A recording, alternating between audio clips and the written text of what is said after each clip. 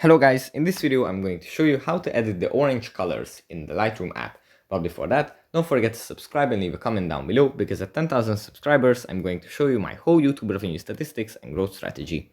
So without further ado, let's just jump right into it. First we have to open up the Lightroom app. After we open up the Lightroom app, from the gallery, it opens up the gallery first. We have to select a picture that we want to edit. Let's say it's this one. After opening up the picture and after it loads, we find color in the bottom bar and tap on it. Here in color, we find the mix option in the top right corner.